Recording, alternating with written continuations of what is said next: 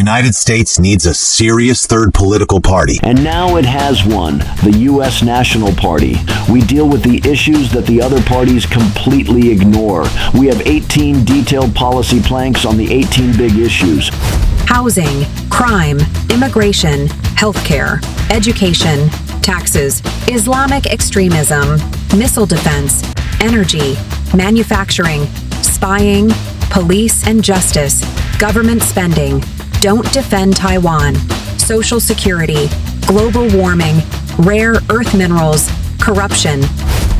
Watch our whole video. It's definitely worth it. Our entire policy platform is unique. We're trying to create a broad movement of everyday people who agree on solutions that are effective and popular. No waffle is allowed. You can contact us at info@nationalparty.com. Here's our platform. Housing. High housing costs are the result of one basic issue. Not enough new homes are being built. The U.S. has 4.5 million fewer homes than its people require. There are 6 reforms we need to enact. 1. Minimum lot sizes need to be abolished. 2. Some commercial zones could be converted to residential ones. 3. Zoning laws and building codes need to be loosened. 4. The law needs to be changed to allow more manufactured homes to be built. 5. We need more qualified construction workers. 6. The time it takes to get building permits needs to be cut.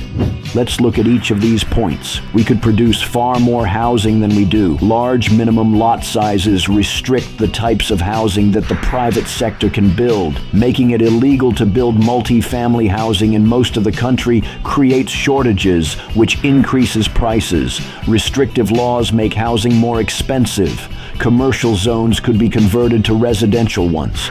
There needs to be an effort to make use of empty lots and unused areas. We need to fill in empty lots with houses or apartments and convert unused commercial buildings to residential ones. We need to get rid of rules that require housing units to include parking for cars. Zoning laws and building codes need to be loosened. Duplexes and townhouses are cheaper than single-family homes, but zoning keeps them out of many American neighborhoods. We need to free up the housing market to allow more duplexes and multiplexes to be built. Regulations account for nearly 25% of the cost of a single-family home and more than 40% of the cost of an apartment building. Zoning reforms in the state of Texas have produced an abundance of new housing and a large decline in rental costs. Construction permits take 45 days in Austin. In San Francisco, they take over 600 days. We need the whole country's housing market to be more like the one in Texas, not the one in California. Another reform is to allow more of something else, manufactured homes. One reason homes are so expensive is most of them are built on site by construction workers. This wasn't always the case. From the 1940s to the 1970s, many houses were built in a factory and delivered to the buyer's site. This changed in the 1970s when housing regulations became stringent.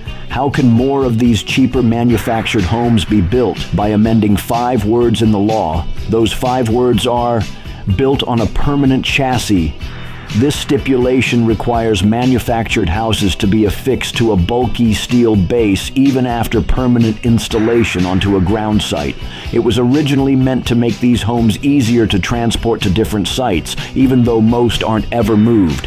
The chassis requirement should be eliminated. Manufactured homes cost 50% less per square foot compared to traditionally built homes. Purchasing an average-size new home as a manufactured home, rather than one built on site, would save buyers about $175,000 on average. Amending the law by eliminating 5 words would be a game changer in the housing market. Another issue needs to be addressed: construction worker shortages. The U.S. construction industry is short about 500,000 workers. Over 90% of construction firms report having difficulty finding qualified workers. We need to embark on a massive training program to produce the 500,000 construction workers we need. Taken together, these 6 reforms will bring down housing costs all around the country. Immigration. Over 1 million people get green cards every year, but a breakdown of the numbers reveals a bizarre fact. Many were allowed in due to family ties and not much else. About 2/3 of legal immigration is based on family relations, but only about 15% are admitted based on skills or employment. The family category includes wives and brothers, sometimes relatives, but a huge number are parents. Over 200,000 green cards are issued to the parents of immigrants every year. Why are we giving such high priority to family members instead of the skills we need? How are 200,000 aging parents per year a benefit for America? They're not. Our immigration policy needs to be based on skills, not family ties. We need a points-based immigration system whereby applicants are allocated points based on English ability, qualifications, and work experience, not family connections. Another thing that urgently needs reform concerns refugees and asylum seekers. Many of them file fraudulent claims just so they can get a free pass into the country. The asylum system must be totally overhauled. There should be clear limits and rules about where and how asylum can be claimed, and the numbers need to be cut. And of course, we need to secure the southern border. This has been done reasonably well since Trump began his second term, but a wall along the border is making slow progress. A truly impregnable border would involve 2 layers of fencing 2,000 miles long with a large no man's land in the middle and plenty of watchtowers. That should be our goal. We also need more facilities to house illegals at the border, and we need to deploy better technology, hire more border agents, and build an effective barrier much quicker than the current pace. We do need some immigrants, not massive numbers, not illegals crossing the border, not old family members who get lucky because their son or brother just got residency, and not random people who claim asylum, but immigrants who contribute to the country should be given the chance. We just need to be more careful about who we let in. Missile defense. We need to defend against incoming missiles. The problem is, it's really expensive to do that. In 2025, a plan was announced to build a Golden Dome defense system at a cost of nearly $200 billion. That estimate was absurdly low. Deploying just the interceptors in space would cost over $500 billion. A really effective all-threat defense would cost about $3 trillion. But spending this amount is out of the question. Shooting down missiles in space requires thousands of interceptors in orbit. That's why it costs so much, and with over $40 trillion in debt, we really can't afford it. We do have some defenses right now. There's a ground-based one with 44 interceptors, 40 in Alaska and 4 in California. These are deployed to deal with a long-range attack from the north. We've also got THAAD, which is deployed in Korea, Guam, the Middle East, and within our own borders, and Aegis, which is deployed in Romania, Poland, and Turkey, and on about 100 naval ships. The Patriot is also deployed in the Middle East, but they don't really protect America, and their kill rate is only about 50%, and there aren't nearly enough of them. Directed energy weapons like lasers or particle beams could be deployed, but they're still being developed. Critics of missile defense contend that it's unworkable, and they're correct if the goal is to protect against a full-scale ICBM attack. But in a war over Taiwan, a Chinese submarine could fire nuclear missiles from the Atlantic Ocean. Many experts would probably say that's unlikely, but they can't be sure about that. There needs to be a big increase in funding for short and medium-range missile defense. The total number of interceptors on our territory needs to be 1,000 or more, and they need to be located along our coast. Directed energy and laser weapons need to be developed quickly, and THAAD and Aegis both need a huge increase in funding. We also need to defend against drones. The best way to shoot down a drone is with another drone, but apparently we can barely do that. Time and time again, unidentified drones have appeared over our military bases, and the military does nothing. We need to be able to deal with drones and missiles and any other kind of threat. We defend other countries, but we barely defend the United States. Defending America has to be our top priority. Crime. We need more police. The crime rate has dropped, but not enough. Crime is still higher here than in other developed countries. One reason for our high crime rate is the low number of police. We have roughly 200 officers per 100,000 people, but the European Union has 330 for the same number of people. Our police are spread far thinner, weakening our ability to fight crime effectively. Why are so many places lacking enough cops? New York City has about 34,000 now, but it had 40,000 in 1998. Why the drop? Los Angeles has nearly 9,000 police, but it used to have over 10,000. Chicago needs over 1,300 more cops, and Los Angeles needs about 1,000 more. The main problem is a decline in recruitment. In many areas, police departments hire fewer officers than the number who retire. 2 reforms are needed. 1, raise police pay. Many younger workers prefer jobs with normal hours and fewer hassles. Raising the pay will help attract recruits. 2, 6 to 12 months of training is too long. In many countries, it's only 3 months. Shortening the time frame between applying and working would streamline recruitment. Another problem is the crime data. It often undercounts the actual crime being committed. There are 4 separate issues here. 1, many police departments don't report crime figures to the FBI, as they need to do. 2, many figures are manipulated to make police departments look more effective in battling crime. 3, many crimes go unreported because people think reporting crime is not worth the effort. 4, many leftist public officials put the blame on what they call oppression instead of blaming the criminals. Not reporting crime data is a type of cover-up.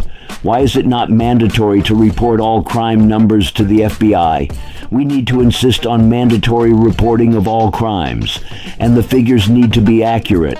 There have been many examples of departments manipulating crime data for their own purposes.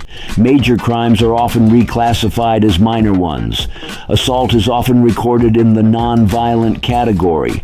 Felonies are recorded as misdemeanors, or not recorded at all. All crime data needs to be accurate. And then there's the public's non-reporting of crime. That means the numbers show a much lower crime rate than the actual level. More than 50% of violent crimes are never reported. That's according to violent crime victims who don't bother reporting it. So it appears that violent crime has dropped. But how can anyone be sure? The official data is unreliable, and it doesn't show the huge number of crimes that are not reported. The final point to be made about crime concerns lefty public officials.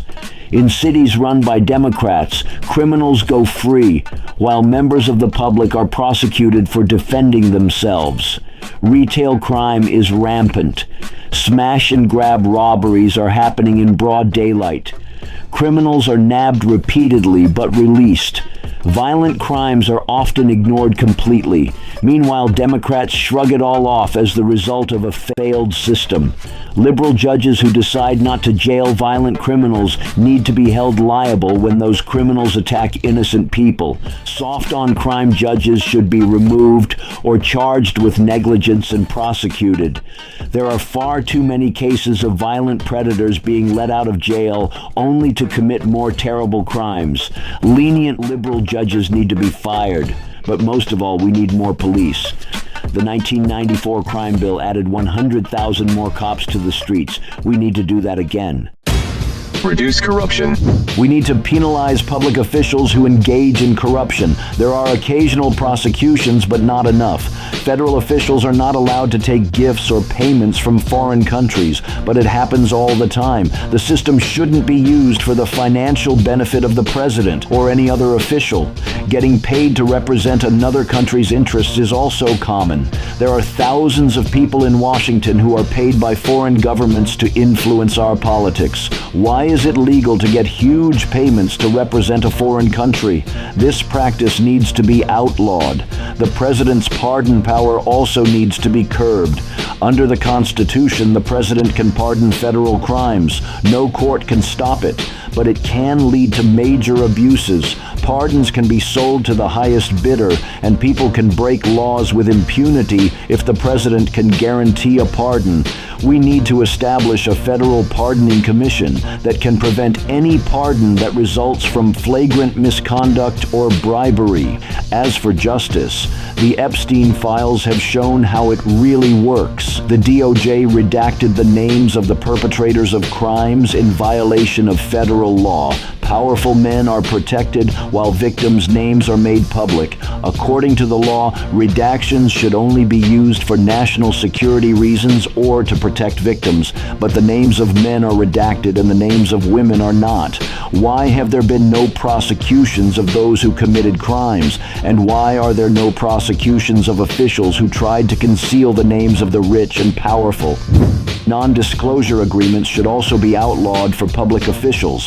NDAs are designed to keep people quiet about underhanded or corrupt dealings. They're common now because corruption itself is common now. NDAs need to be outlawed. Whistleblowers are another case. The Whistleblower Protection Act of 1989 protects federal employees from punishment when they reveal government corruption. Retaliation against whistleblowers is prohibited. So why does it happen so often? The law must apply equally to all. There's too much selective enforcement. Why are so many citizens prosecuted for trivial violations, but the wealthy and powerful get away with rabid law-breaking? The U.S. National Party stands for equal justice for all. Laws have to be upheld and enforced, and wrongdoers need to be punished, no matter who they are. Manufacturing. American manufacturing is not in decline. We make more than Japan, Germany, India, and South Korea combined. Our manufacturing output is worth $2.5 trillion a year. But we do have a problem, a lack of manufacturing workers. About 1 million manufacturing jobs are unfilled. There's also a shortage of around 500,000 qualified construction workers. So the actual shortage of skilled workers could be about 1.5 million. This worker shortage has far-reaching negative effects. Specialized engineering skills that are common in China are not common in the United States. We once led the world in the production of machine tools such as lathes, grinders, milling machines, drill presses, and other equipment used in industry. But our share of global machine tool production now stands at only 10%. We need to treat our reliance on foreign goods and know-how as a national security issue. A skills gap exists nearly everywhere. The welding and plumbing trades, the mechanic and sheet metal trades all need hundreds of thousands of workers. Around 80% of manufacturers struggle to find skilled workers, but many young men and women choose a 4-year college degree instead of trade schools because parents and guidance counselors keep recommending it.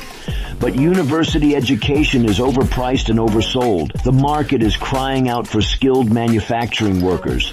We need to initiate a technical skills campaign that informs the public about the vast number of well-paid jobs in the industrial sector. There needs to be a change in emphasis, a public relations campaign to redirect teenagers away from university and into industrial and manufacturing careers.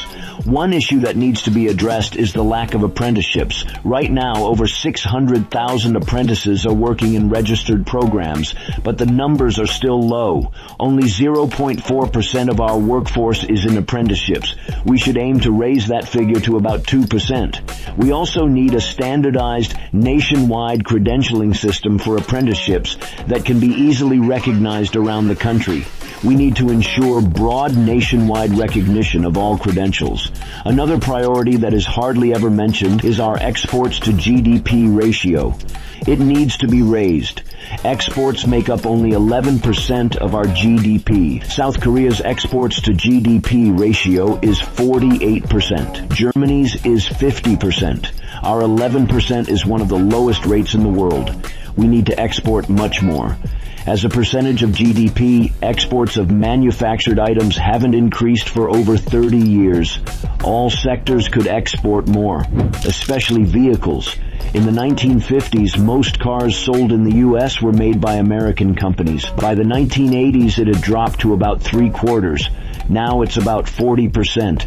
How did we lose so much market share? Competition from Asia is a major reason. Asian companies make cars that local buyers want. Local production is for local demand. But U.S. automakers often don't tailor their vehicles to suit local needs. The big three focus on building gas-guzzling SUVs and pickup trucks rather than developing a competitive range of sedans to compete with Toyota and Honda. Globally, sedans make up 60% of all auto sales. Large vehicles constitute only 15% of the global auto market. What makes sense in the US market makes no sense in the global market. Let's look at the huge vehicle market in Asia. Our sales in China are reasonably high, but that's our only lucrative market. In the rest of Asia, we hardly sell any vehicles. In Indonesia, over 1 million cars are sold each year, but American automakers sell no vehicles at all there. In Thailand, it's the same, 1 million cars sold per year, but American companies hold only 4% of the market. In India, over 4.3 million cars are sold every year. None are American. Those three Asian markets are huge with a combined 6.5 million vehicle sales a year, but American auto firms sell virtually nothing there, and virtually nothing in Europe either. Even in Latin America, GM and Ford together hold less than 25% of the whole auto market. American cars are hard to find in most of the world. If we look at the percentage of cars produced globally, the American share stands at only about 12%. Even for electric vehicles, our global share of that market is only 8%. The car market is only one vehicle market. The world market for big rig trucks is also mainly held by non-American companies. Only about 16% of the global heavy-duty truck market is held by U.S. companies. Even here, amazingly, foreign companies hold over 50% of our own big rig truck market. A third of the world drives on the left-hand side of the road, but we hardly make right-hand drive cars anymore. India, Indonesia, Japan, Britain, Australia, they all drive on the left. This market is enormous and it's dominated by Asian companies. We have virtually none of this market.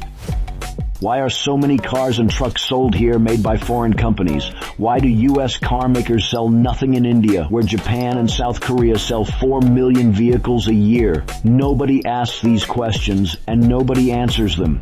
Japan and China are investing in car plants all around the world, but we are not. Our 12% global share of vehicle sales should be at least 20%. We need to promote a major global expansion of our auto industry, including big rig trucks and buses. This will create thousands of jobs for Americans and add to our GDP. Another major problem for our economy is that we rely too much on China. China has ensured that entire manufacturing supply chains are located there. But our own manufacturing output can't supply our needs without importing them. China is now the world's top car exporter. Huawei is the largest smartphone supplier in the world. In shipbuilding, China has nearly 50% of the global market, while the U.S. has less than 1%. In 5G telecommunications, China holds over 60% of the global market. Our share is only 20%. China is predominant everywhere we look. What can we do about this situation? The U.S. government needs to help, as it did a few years ago.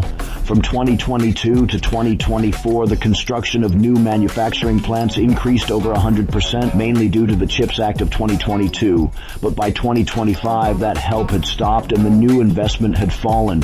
It needs to be revived. The fact is, the governments of our competitors all receive subsidies of one type or another. All of our companies compete against Chinese rivals that are given unfair advantages. Asian governments practice something we don't: industrial policy. The active promotion of the tech sector is standard practice in Asia. If Asian rules are to grant subsidies to local firms to give them an advantage, then we should play by Asian rules. In 2020, China embarked on a campaign to help its tech industry and allocated $1.4 trillion to that effort. We do nothing like this, but it's about time we did. Our goal must be technological self-reliance, not dependence. But again, we have a shortage of qualified workers. We need to train Americans to fill those roles, and that requires education and training. The federal government can help with funding. If it means a federal outlay of $200 billion to achieve that, so be it. Restoring American manufacturing will require a whole set of policy initiatives, including tax incentives, direct subsidies for certain projects, higher R&D spending, and changes in our international trade policy. The future of America is at stake, and we have to regain lost ground. Healthcare. There are 5 healthcare reforms that will make a real difference in bringing down costs. 1. Implement a policy of Medicare prices for all. 2. Apply what's called a global budgeting system to hospital funding. 3. Regulate pharmacy benefit managers. 4. Use antitrust laws to break up anti-competitive healthcare conglomerates. 5. Establish uniform national standards. The first reform is Medicare Prices for All. This is not the same as Medicare for All, though. They're completely different. Here's how Medicare Prices for All works. Allow the federal government to mandate that the prices Medicare pays for healthcare also apply to everyone else's healthcare plans too.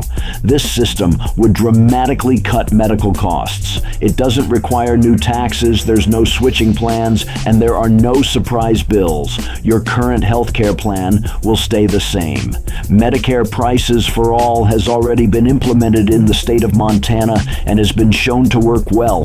With a Medicare Prices for All system in place, employers would save money on healthcare costs. But those savings must be passed on to workers instead of siphoned off to pay higher salaries for CEOs. Here's where the U.S. government has to step in. All cost savings that companies accumulate must be passed on to workers, and laws need to be passed to ensure that this happens.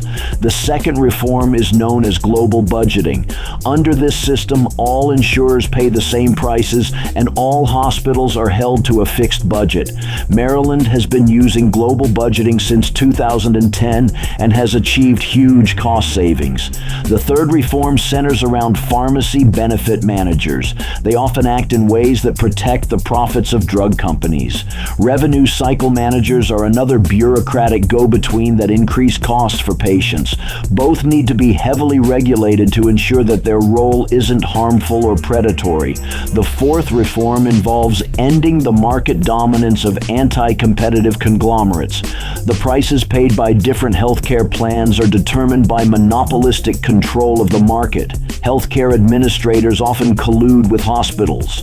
Profits from so-called non-profit hospitals are used to preserve their market position, which is a kind of concealed swindle. There's too much collusion and market manipulation.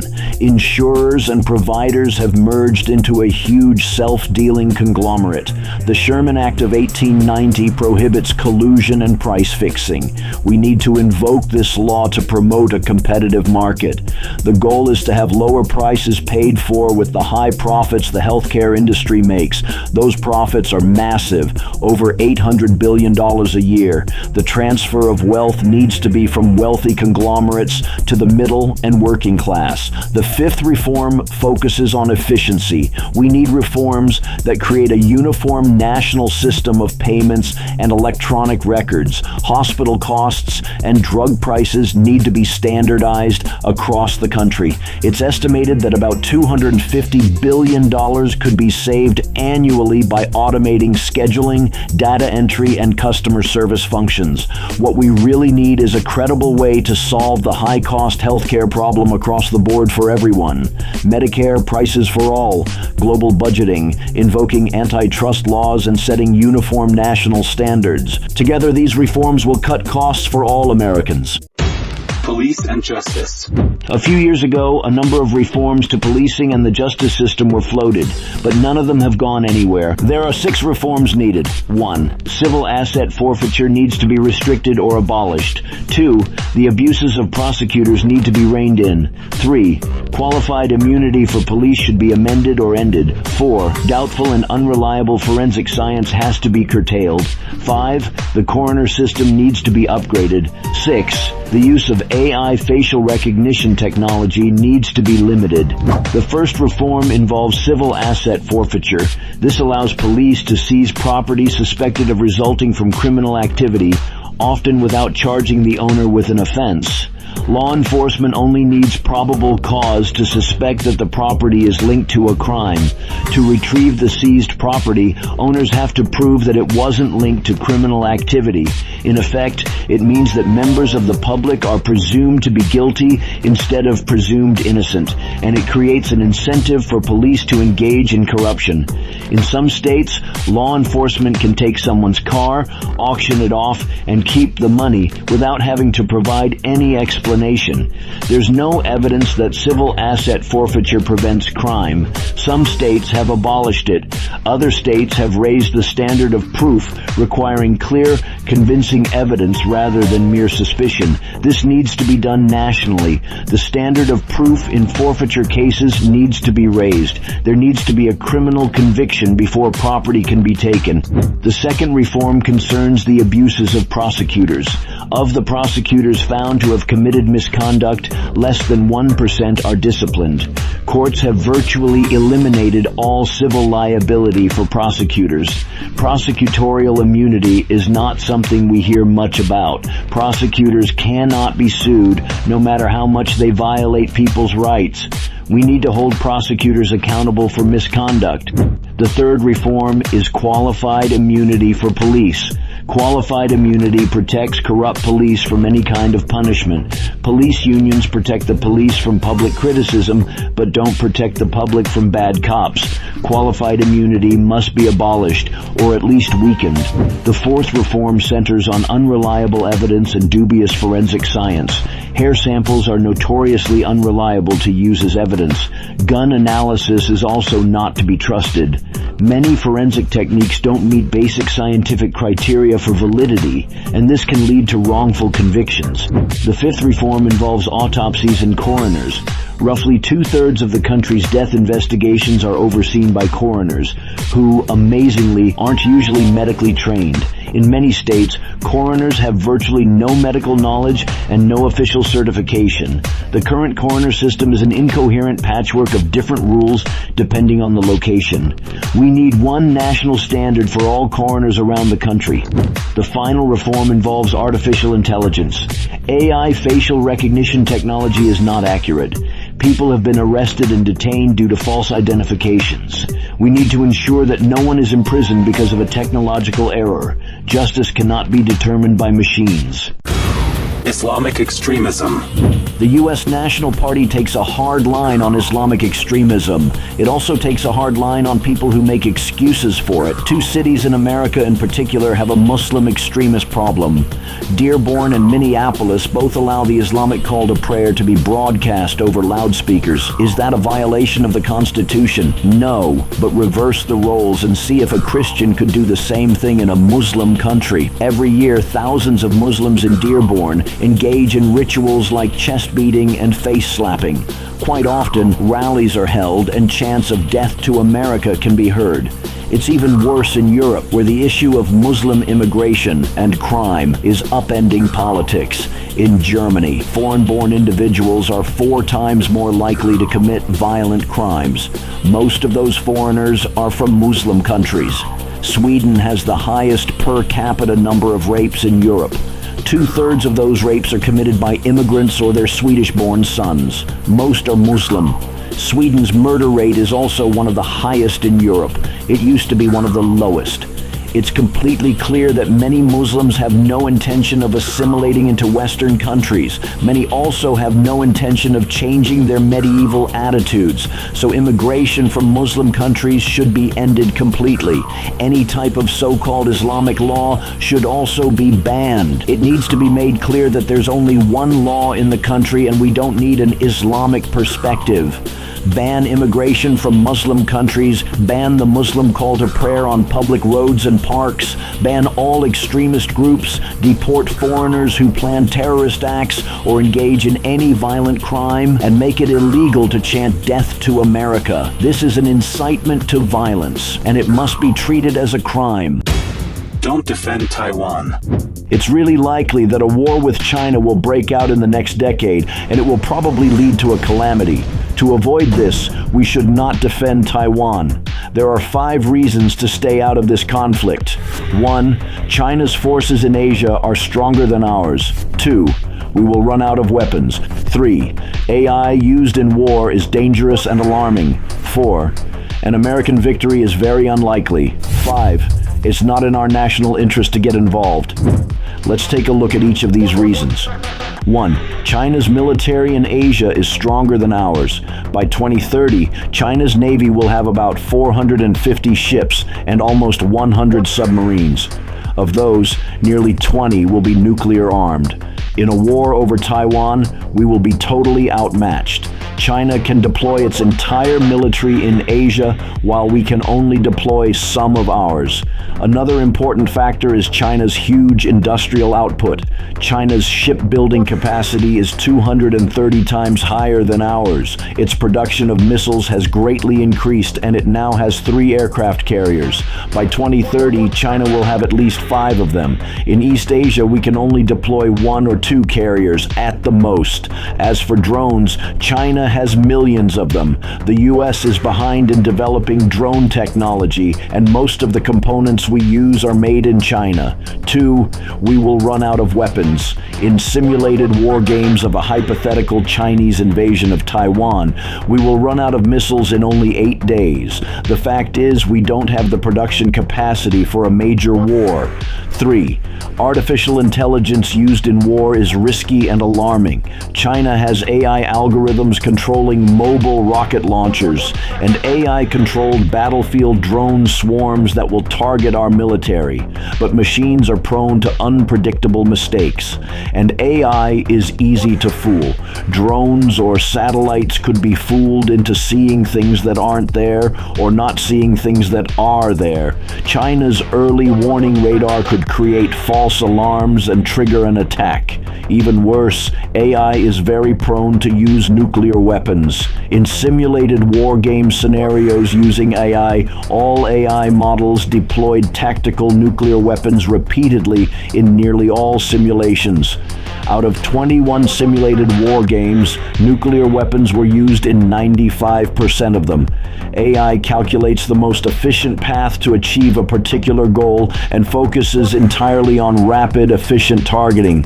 American nuclear weapons aren't controlled by AI, but what about China's? How can we be sure that theirs aren't?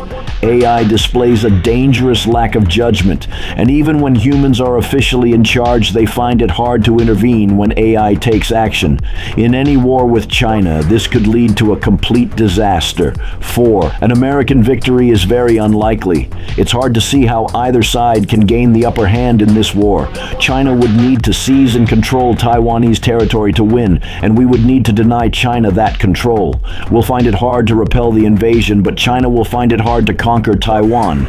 In all simulated battles conducted by our military over the past 20 years, we've lost every time. A war game conducted in 2022 concluded that in a war over Taiwan, we would lose 700 planes and 2 aircraft carriers. The simulations were replayed 24 times, and the outcome was the same every time. The uncomfortable reality is that we're outmatched. 5, it's not in our interest to intervene. There's never been a clear rationale given for why the defense of Taiwan is a vital interest for us, but there are constant overblown judgments. Most of them take an imagined worst-case scenario and present it as the only possible outcome. One reason given to stop China is the semiconductor industry. Taiwan produces 60% of the world's semiconductors and 90% of the most advanced chips. Our military relies heavily on Taiwan's semiconductors. China gets about 1/3 of its semiconductors from Taiwan, and it might plan to seize them and cut off our supply. Many officials believe that we should defend Taiwan to ensure that the biggest chip companies don't become Chinese. It's true that Taiwan's semiconductor industry in China's hands would be a problem, but should a huge, damaging war be fought over microchips? Most Americans would probably say no. We could easily stay out of the upcoming China-Taiwan conflict, but many of our officials have convinced themselves that confronting China is crucially important and that terrible things will happen if we don't. But terrible things will happen if we do, and we're getting into a war that we don't need to fight. We have to stay out of this conflict. Energy. 2 things need to be done. Our energy grid needs to be upgraded, and we need to generate a lot more power.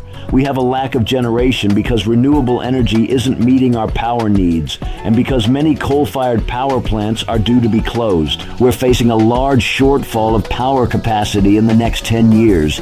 To provide this vast amount of power, one source stands out as the best: nuclear power. Nuclear reactors provide abundant electricity generation, but they produce only about 20% of our power. Right now, no nuclear power plants are being built in the entire country. Nuclear plants produce maximum power 92% of the year, a far higher percentage than wind or solar. As for environmental hazards, wind turbines have negative effects on birds, and solar panels use toxic materials that degrade the environment. Solar panels and wind turbines also require huge expanses of land. Nuclear power plants don't. Historically, nuclear power plants have had two main drawbacks. They're slow to build and they're really expensive. But small modular reactors have been developed that are fully assembled in a factory and transported to a location by truck. Installation times are short. They also don't require many operators and have safeguards that prevent overheating or reactor meltdowns. We need to promote more nuclear power generation and raise the percentage of electricity we get from nuclear power from 20% to 50%. The other problem is our energy grid. Building new transmission lines often takes 10 to 15 years, but there's a low-cost remedy. Upgrade existing metal power conductors by using new composite materials that can carry 2 to 3 times more electricity. This could triple grid capacity in less than 5 years. We also need to create national high-voltage transmission corridors. In 2024, the country built less than 300 miles of new transmission lines. It needs to be many times more than that. Electricity grids need to be flexible, reliable, and able to meet demand. Wind and solar energy sources don't meet this key requirement. Neither does hydropower. Two energy sources do: natural gas and nuclear power. Natural gas accounts for about 40% of the nation's electricity generation, but there's still a shortfall. Only nuclear power can provide the energy we need. Education. Our schools have 6 problems: low test scores, grade inflation, in-class times that are too short, a lack of school choice, not enough discipline in classrooms, and too much leftist indoctrination. Let's look at our schools. Test scores have dropped. In 2025, reading scores for 12th graders were the worst recorded since 1992. The decline began in 2014, and grades have fallen further since then. There's evidence that using social media leads to a shortening of attention spans and a higher level of distraction. This has led in turn to lower test scores. We should push for a national ban on cell phones in schools. School is for study, not entertainment. Many students are now graduating from high school with only middle school level math skills and below grade reading levels. What can be done about this decline? Well, we need to learn from Mississippi, where reading scores for 4th graders were at 49th in 2013, but rose to 9th by 2024. This is an amazing improvement. Mississippi emphasizes a broader approach to literacy called the science of reading, which centers on phonics to teach vocabulary and comprehension.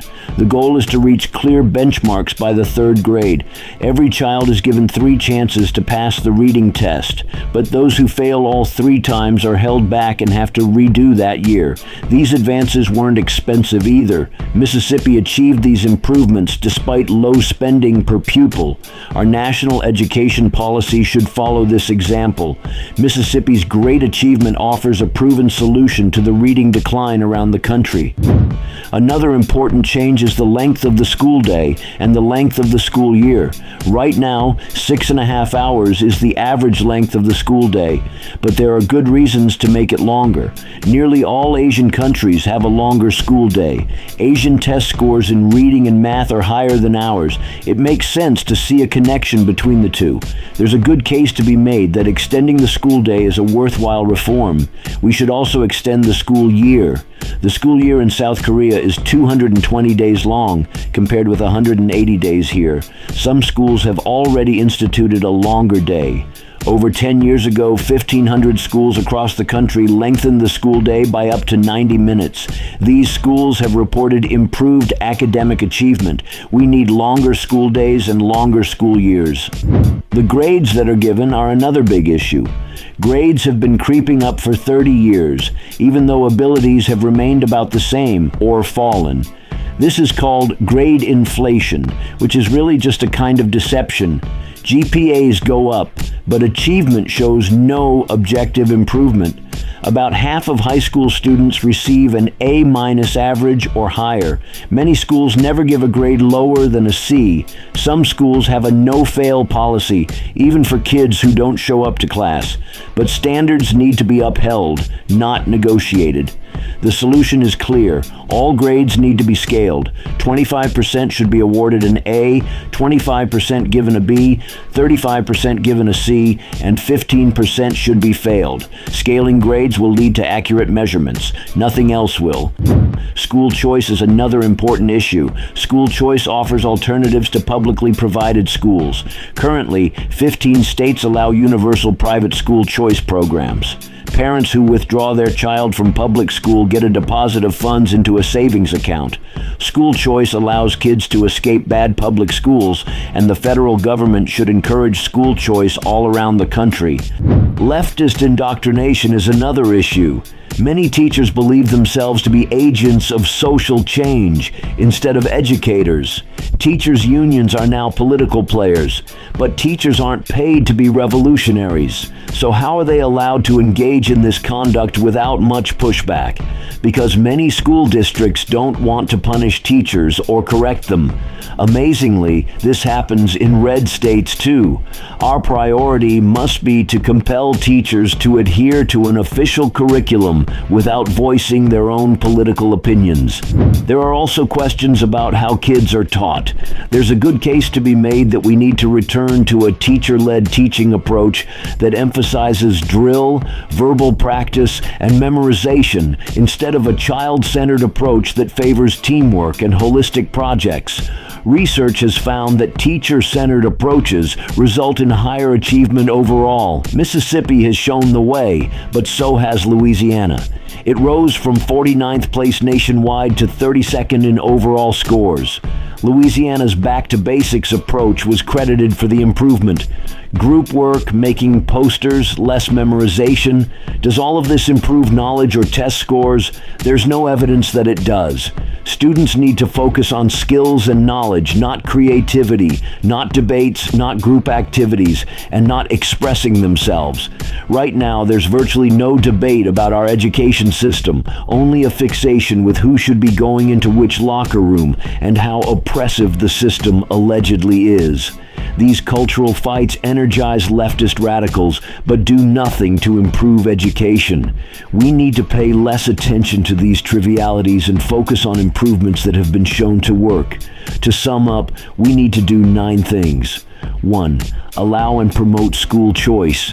2. Scale all grades to reverse grade inflation. 3. End leftist indoctrination. 4. Have standardized benchmarks to evaluate student abilities. 5. Ensure that kids don't pass 3rd grade unless they can read. 6. Extend the length of the school day and the school year. 7. Restore discipline in schools. 8. Follow the example of Mississippi in teaching reading. 9. Promote more memorization and rote learning, and spend less time on debates and group work. Democrats and Republicans offer nothing new on education. The U.S. National Party does. Government spending. Our government spends an astonishing amount of money. We need to save money across the board, and here are some questions that need answering. In 2007, the State Department had 57,000 employees. In 2024, it had 80,000. Why does it need 23,000 more people than it did in 2007? The public sector employs 20 million people. In 1990, it employed 15 million. Why does the public sector need 5 million more people than it needed in 1990? Amazingly, improper payments by the U.S. government have totaled $2.8 trillion since 2003. Why can't the government account for vast amounts of money? The list of concerns goes on and on. A staggering 440 federal agencies currently operate with minimal oversight. Government is a monopoly. It never goes out of business. With no competition, there's not much pressure to improve. Too much money is wasted, and there are too many regulations. There's a vast network of regulators, administrators, inspectors, and assessors. Their job seems to be to make life hard for anyone who wants to build anything. everything. Environmental impact statements used to be a few pages long. Now they're thousands of pages and take years to get done. It's a core policy of the U.S. National Party to reduce regulation and streamline government. Many departments and agencies need to have their budgets cut, but the one that stands out the most is the Department of Defense. The Pentagon budget is nearly $1 trillion a year. In 2002, it was only half that amount. Why are we spending so much more on the military? Nobody has a good answer to that question. Officials speak vaguely about high costs, as if they're not the ones responsible for it. The amount of waste in the Defense Department is staggering, easily dwarfing that of any other department, and it's been going on for decades. The Pentagon budget contains hundreds of billions of dollars for new generations of aircraft carriers, stealth fighters, and tanks. We've spent over $14 trillion on defense just since 2001. For those of us who believe in cutting government waste, the Pentagon must be the top priority. But it's not just defense. The federal government spent $6.7 trillion in 2025. In 2018, it was just over $4 trillion. Why are we spending nearly $3 trillion more now than we did in 2018? Cutting costs is not the only reform needed. Promoting competition is also overdue.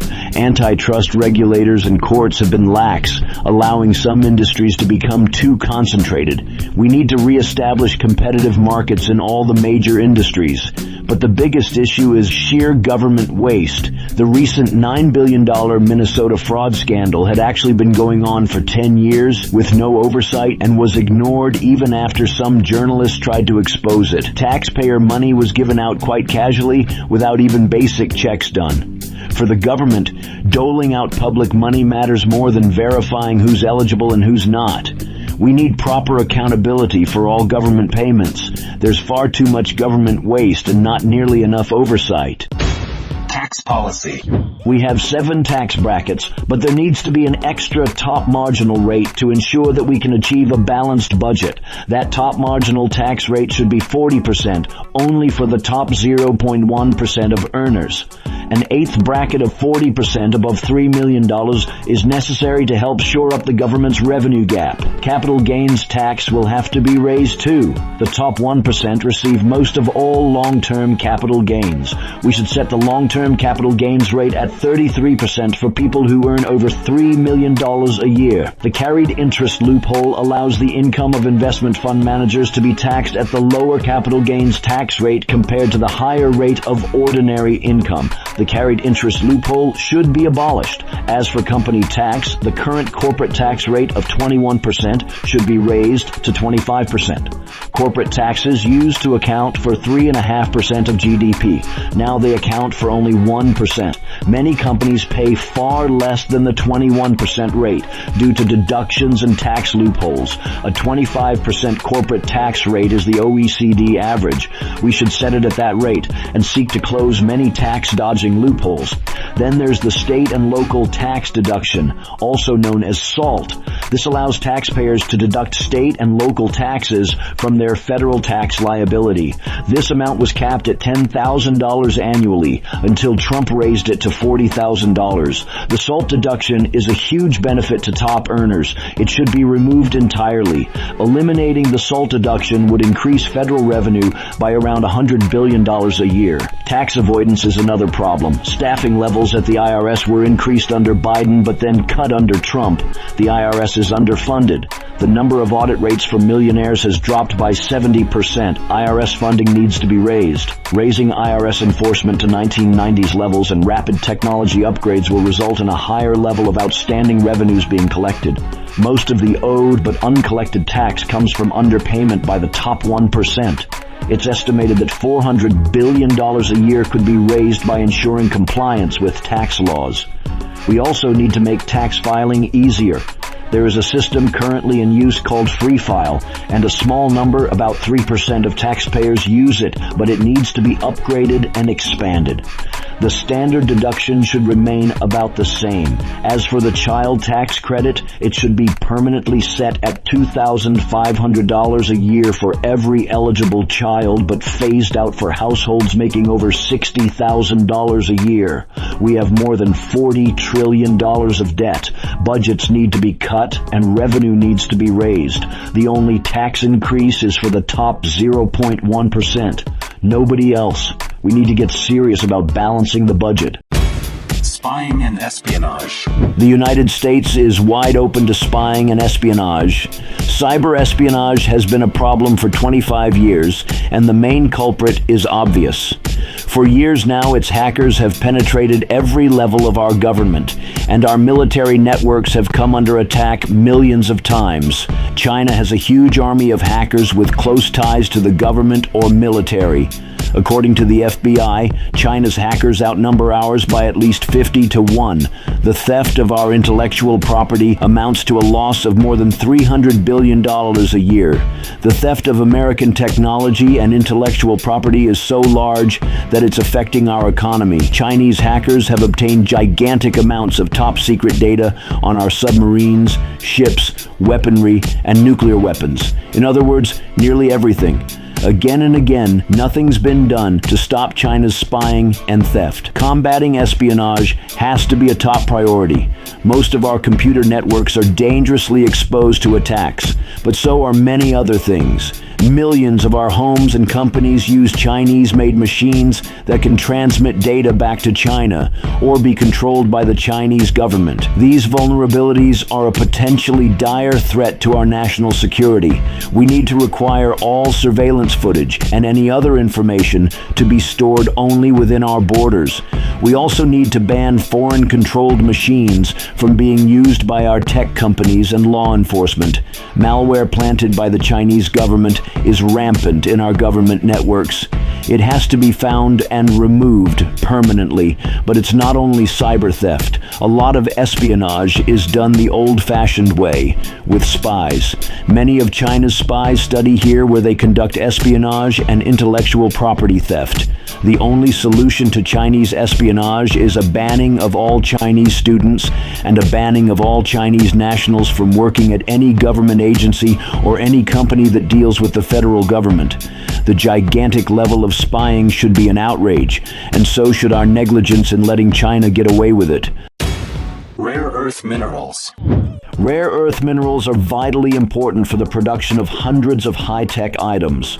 Unfortunately, the entire industry is controlled by China. As the main producer, China has deliberately limited rare earth exports to elevate the price. The WTO ruled that China was violating international trade rules, but nothing changed. China limited the supply again to drive up the price. China's hold on the rare earth market began to worry officials in Washington, but nothing was done about it. China's real aim is to wield its power over our economy.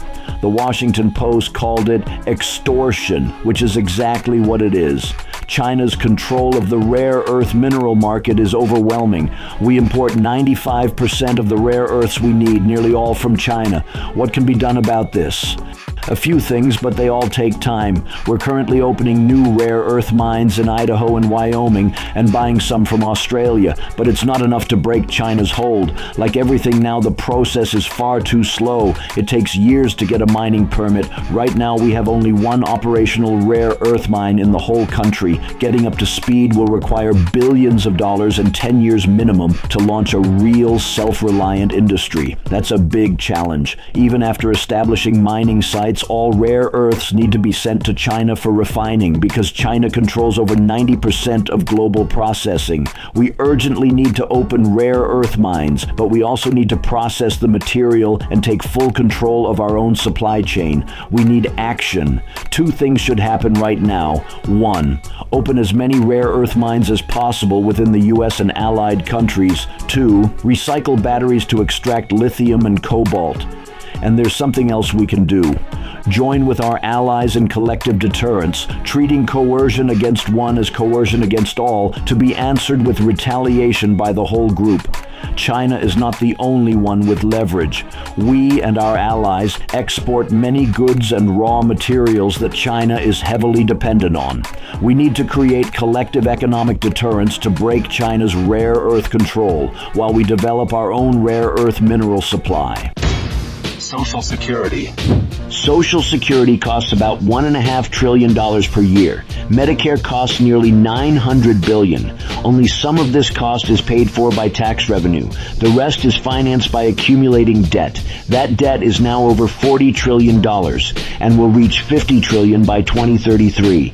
To stop our debt rising, there will have to be cuts, including cuts to the military.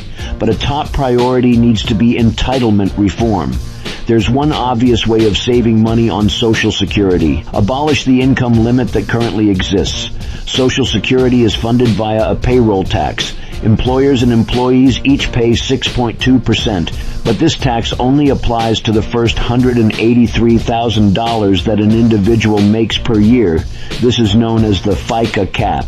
There's no payroll tax above that amount. This limit must be raised. Some reformers propose raising the limit to $400,000, but why not raise it to infinity? In other words, get rid of the cap completely. The payroll tax should apply to all earnings no matter how high they are. Getting rid of the cap would raise over $100 billion a year in revenue. A second reform involves means testing Social Security benefits. Why should a multimillionaire get Social Security? People with high earnings receive high benefits. We should eliminate Social Security payouts to anyone who has an annual income over $1 million. Another reform involves raising the retirement age, which is 67 for anyone born after 1960. We could raise the full retirement age from 67 to 69. People who work in physically demanding jobs could be exempted. But Social Security isn't the only part of the old age benefit system. The other parts of the system are centered around plans like 401ks and IRAs. These savings plans are tax-free and designed to help people save for retirement. They exist in the private sector, but are heavily subsidized by the government. Tax advantages for them cost the government about $200 billion a year and are skewed toward the rich. The richest 20% receive most of those government benefits. These retirement accounts provide huge amounts of revenue to Wall Street banks. About half of the $200 billion a year that the federal government pays for these programs could be redirected to pay for Social Security instead. As for Medicare, almost 70 million people receive health care coverage from the Medicare program. The non-government parts of Medicare are open to abuse by private insurance companies who are known to have overbilled the government to the tune of hundreds of billions of dollars. Insurers have been known to issue fake diagnoses, and doctors have been paid bonuses to carry out unnecessary tests. There seems to be no attempt to restrain costs. There's one effective way to curb these abuses. Make Medicare a cash transfer system like Social Security. Instead of insurance companies or doctors deciding what to charge, patients could decide themselves. Or, instead of cash paid to bank accounts, there could be a voucher system whereby individuals are given a set amount of money each year that can only be spent within the healthcare industry. If not much is used in one year, the balance carries over into the following years until there's a lot of money in a person's Medicare account ready to be used when they really need it. Implementing these Social Security and Medicare reforms is urgent. They and military spending are the main drivers of our high national debt. Global warming. None of the solutions to global warming have worked. The current muddled system has made no progress in stopping global temperature rise. A different approach is to reduce the amount of sunlight reaching the Earth. One way to do this is to distribute large numbers of tiny particles that could reflect the sun's rays back out into space. Cooling the Earth by 1 degree Celsius would require sending up several million tons of aerosols every year, but it has some downsides. It could alter the global hydrological cycle, alter the composition of the troposphere and stratosphere, interfere with ocean circulation patterns, and possibly damage the ozone layer. But there's another solution. The idea is to place mirrors or refractors in space to lower the amount of sunlight that impacts the Earth. In 1989, one scientist proposed the idea of a multi-layer deflective film to be deployed. Another scientist proposed putting mirrors in orbit to deflect sunlight. Deflecting enough of the sun's rays would require a group of mirrors about 500,000 square miles in area. The cost would be enormous, but the concept will work. If we deflect 2% of solar radiation before it hits our planet, we could fully reverse today's global warming. But there's one thing we need to verify before we go any further. What we do about global warming depends on its worst impact, which is sea level rise. But how much is it rising? According to two Dutch scientists, climate change models are wrong. They reviewed data from thousands of locations around the world and found that sea level rise in the 21st century will be about 6 inches, the same as it was in the 20th century. It turned out that scientists had relied on dubious models instead of observable reality. The models suggested that sea level rise would be huge in the 21st century.